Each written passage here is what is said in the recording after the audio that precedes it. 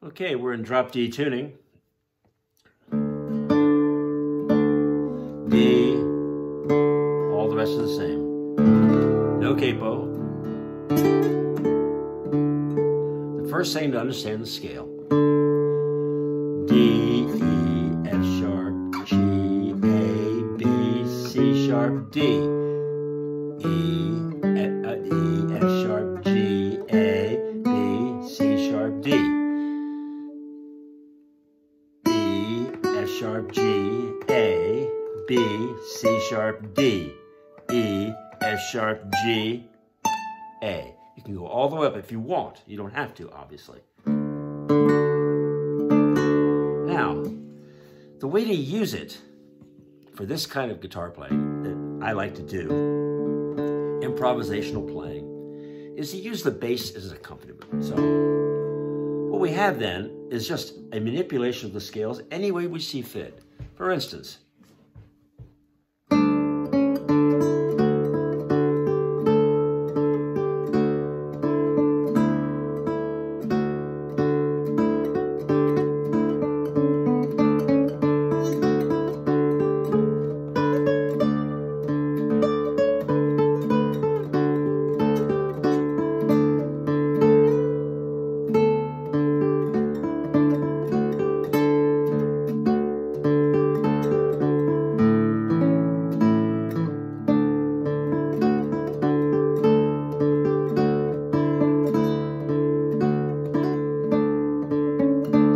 something a little bit of a goof on Lord of the Dance. Good tune. And a tune we can use really well and play all kinds of different things with it. Now, once we learn, you get some idea of a tune, like...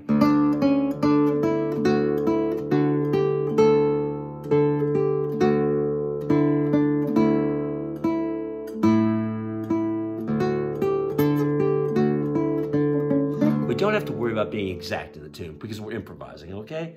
So we can fool around with like...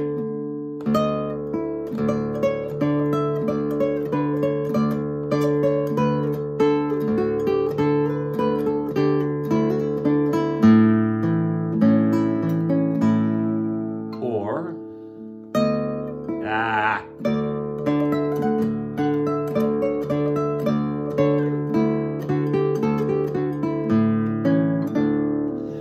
Before we even go any further, just some basic chords. The root, the 4, G,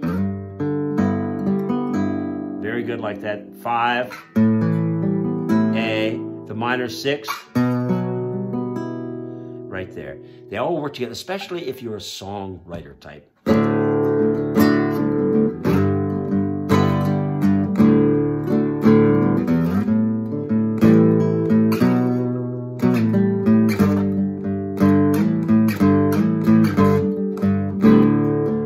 That's one of the great versatilities of this tuning. You can play D, G, A,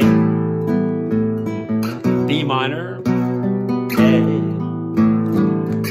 The rest of the notes, even in the full open tuning, they all work. Everything works. That's why ultimately, Rain, we want to do the full open tuning. It's just such a great deal. I've been experimenting with it and come up with some absolutely dramatically neat symphonic sort of stuff.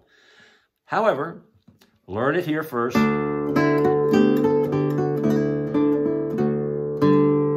Now, other ways to express the G chord. The first problem is 1 to 4. Okay, so here.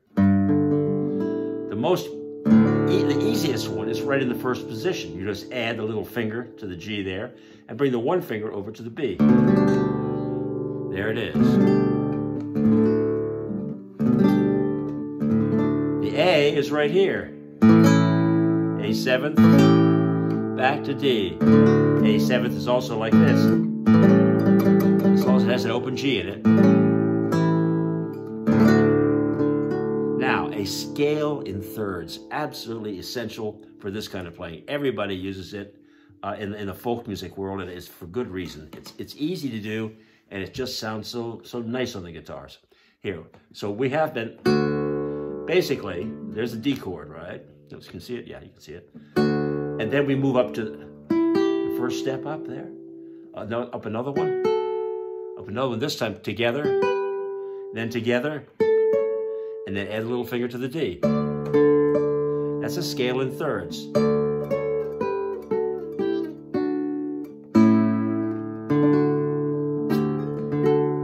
Now, if say you're just playing along,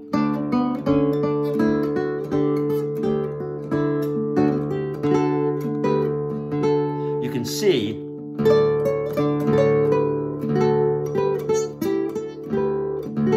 how beautifully it works as an improv.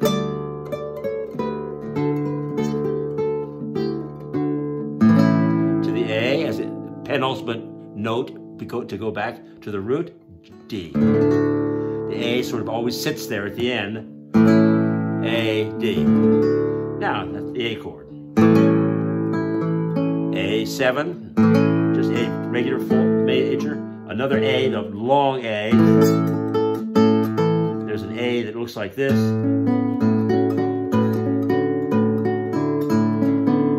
Then it works fine. Same as a G, actually. And if you want to use the shape in a B, you can't use that note, you have to drop it back one because it's B minor you want. So you've learned that in this shape, the one finger, one fret behind the root is major, but you drop it down a half a tone and it becomes minor. That's only important for the use of the B. So if I'm playing G, A, and then B minor, go to the shape from A up to B, but instead of having the one finger there on the third string, I drop it down a half a tone, and I get the minor.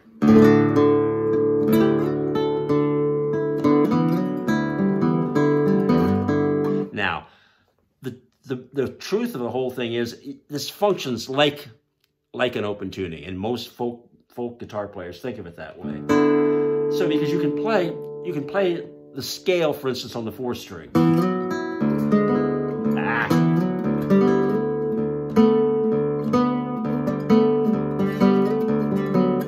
F sharp, G, A, B, C, C sharp, D. A, back up to D. Same thing in the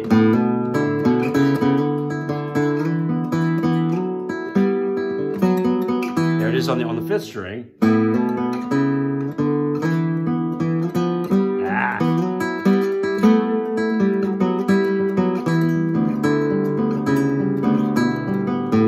The sixth string.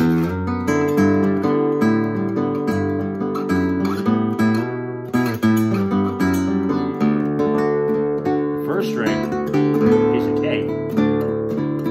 The second and the third, you can work them out any way you want. Now, what I'm going to do is I'm going to end this now and see if I can transmit it to you, and we'll do a lot more, but I hope that was helpful for being able to see how the thing actually functions.